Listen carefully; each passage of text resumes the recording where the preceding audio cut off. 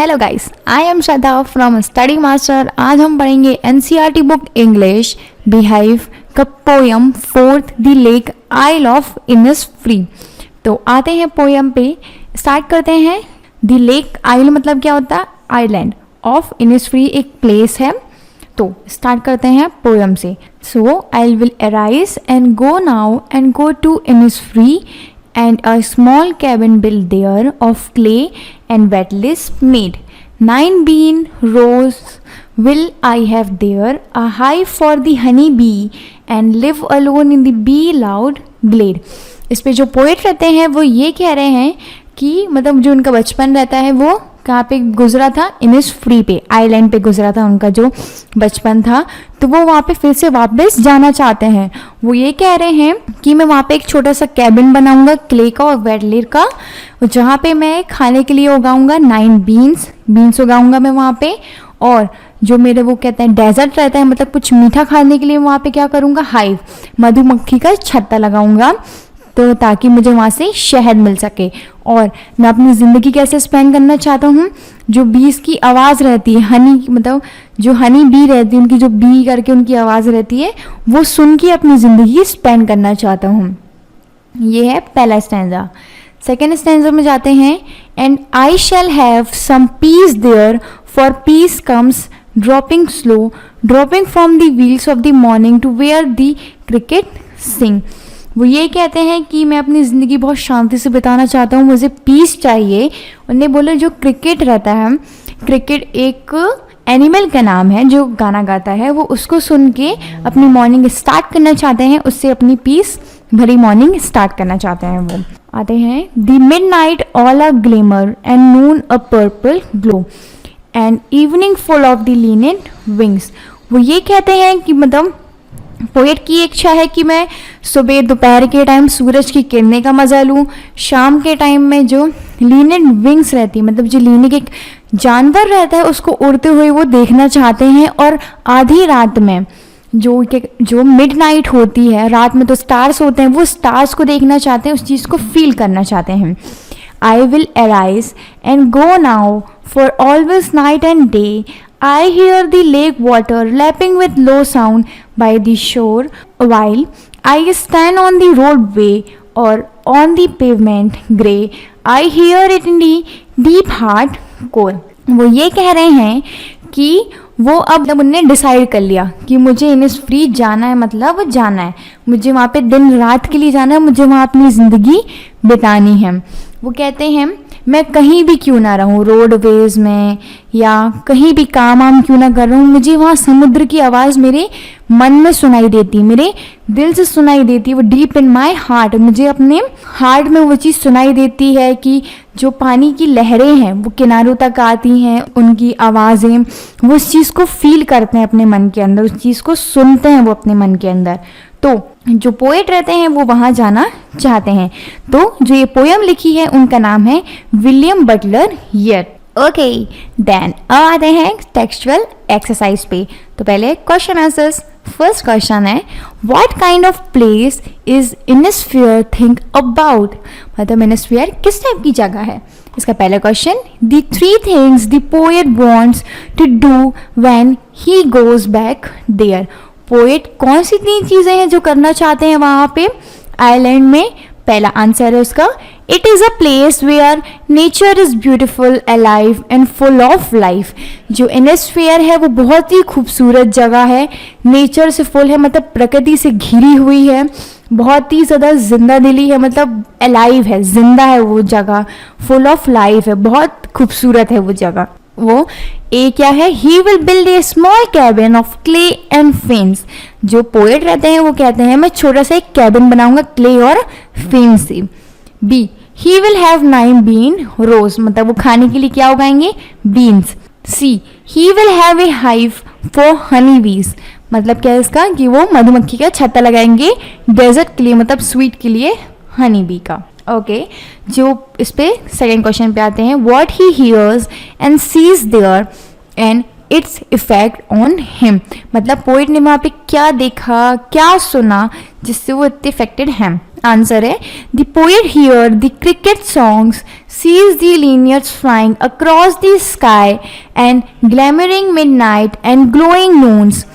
It gives the poet beautiful reminiscences. वो ये कहते हैं कि जो क्रिकेट है मतलब एक जानवर, एक पक्षी, वो बहुत अच्छा गाता है और लीनिट्स रहते हैं, वो भी एक बर्ड है जो उड़ती है स्काई पे, और वो ये चाहते हैं कि सूरज की किरणों को वो देखें आफ्टरनून में, दोपहर में, और शाम को देखें वो बहुत ही खूबसूरत सा नज़ारा, और रात में देखें वो तारे. It give the beautiful reminiscences. वो ये कहते हैं कि उन्हें बहुत ज़्यादा अच्छा लगता है ये सब चीज़ें देख के, बहुत ही खूबसूरत लगता है उन्हें. अब आते हैं थर्ड क्वेश्चन पे. What he hears in his heart core when even when he is far away from the Innisfree.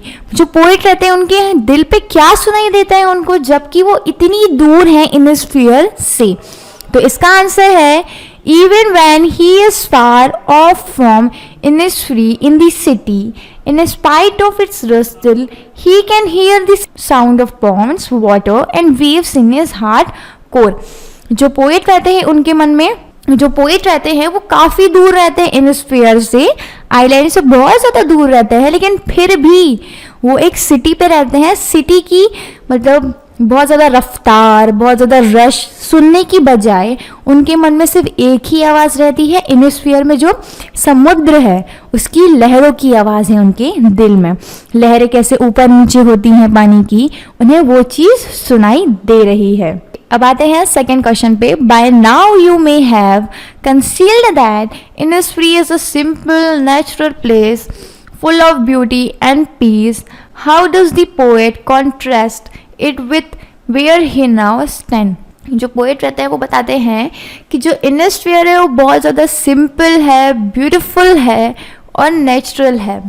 How does the poet contrast it with where he now is. मतलब वो कंपेयर करता है कि इनस्फीयर क्या है और जहाँ पे वो सिटी पे रहता है वो क्या है, वो ये बताता है. आंसर पे आते हैं. Innisfree is a beautiful place. जो इनस्फीयर है वो बहुत ही खूबसूरत जगह है. It full of peace. वो बहुत ही शांति वाली जगह है.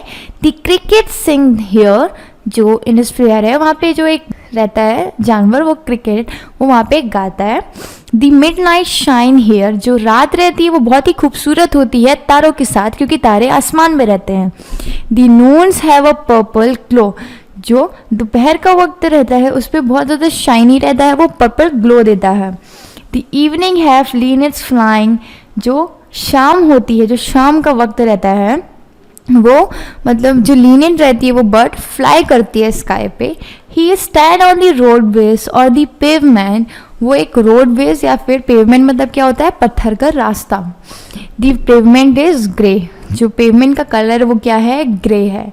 Grey symbolise dryness and decay. जो ग्रे मतलब जो ग्रे कलर रहता है वो काय का सिंबलाइज रहता है, ड्राइनेस का और डिके का. Thus there is a sharp contrast between this place and Innisfree. वो बताते हैं कि इनस्फीयर और इस जगह में बहुत ज़्यादा अंतर है. इनस्फीयर वो बहुत ज़्यादा खूबसूरत है, पीसफुल है. वहाँ पे दोपहर शाम इतनी खूबसूरत होती है कि क्या बताएं. और वो जो जहाँ पे अभी वो खड़े हैं पेवमेंट, वो बहुत ही ज़्यादा ड्राई है, मतलब गीली नहीं है, सूखी है बहुत ज़्यादा. और जो इनस्फीयर है वो तो आइलैंड है, वो गीला है, तो मतलब वो बहुत उन्हें अच्छा लगता है. अब आते हैं थर्ड क्वेश्चन पे. Do you think Innisfree is only a place और a state of mind? Does the poet actually miss the place of his boyhood days?